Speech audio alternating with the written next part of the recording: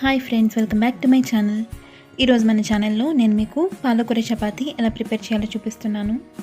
పాలకూర హెల్త్కి చాలా మంచిది, సో అందరూ ఈ రెసిపీని ట్రై చేయండి. ఒక చిన్న సైజ్ పాలకూర కట్టను తీసుకుని శుభ్రంగా కడుక్కోవాలి. ఎప్పుడు కూడా ఆకుకూరని కడుక్కున్న తర్వాతనే కట్ చేసుకోవాలి. కట్ చేసిన తర్వాత కడగకూడదు. ఇలా చిన్న చిన్నగా కట్ చేసుకున్న తర్వాత దీన్ని మిక్సీ జార్లో వేసుకుని ఫైన్ పేస్ట్గా చేసుకోవాలి. ఇప్పుడు చపాతీ పిండి కలుపుకోవడానికి ఒక బౌల్ తీసుకుని ఇందులో 1 కప్పు గోధుమ పిండిని వేసుకోవాలి. ఇప్పుడు ఇందులో మీ టేస్ట్కి సరిపడేంత సాల్ట్, అలానే గ్రైండ్ చేసి పెట్టుకున్న పాలకూర పేస్ట్ని కూడా వేసుకుని బాగా కలుపుకోవాలి.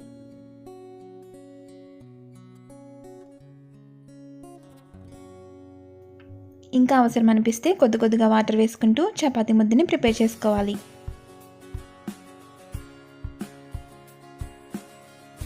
ఇలా చపాతీ ముద్దని కలుపుకున్న తర్వాత 1 టేబుల్ స్పూన్ వరకు ఆయిల్ వేసుకుని కలుపుకోవాలి.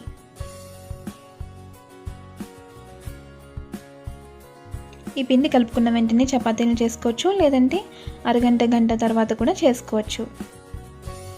నేను ఇక్కడ వెంటనే చపాతీని ప్రిపేర్ చేస్తున్నాను. కొద్దిగా గోధుమ పిండి వేసుకుంటూ చపాతీని ఒత్తుకోవాలి.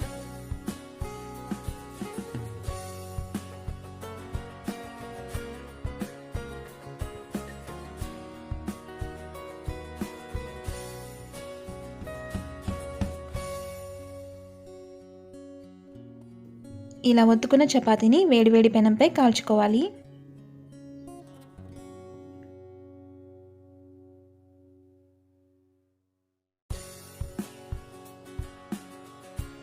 ఇలా ఒక సైడ్ బబుల్స్ వచ్చిన తర్వాత సెకండ్ సైడ్కి తిప్పుకోవాలి. ఇలా చపాతీ పూర్తిగా కాలిన తర్వాత కావాలంటే బటర్ యాడ్ చేసుకోవచ్చు, లేదంటే వేసుకోకపోయినా పర్వాలేదు. ఇలా మిగిలిన చపాతీని కూడా ప్రిపేర్ చేసుకోవాలి. ఇంతేనండి, ఎంతో ఈజీగా పాలకూర చపాతీ ప్రిపేర్ చేసుకోవచ్చు. ఏదైనా గ్రేవీ కర్రీతో వీటిని సర్వ్ చేయొచ్చు. నా వీడియో కనుక నచ్చినట్లయితే ప్లీజ్ లైక్ చేయండి. Thank you for watching. Bye.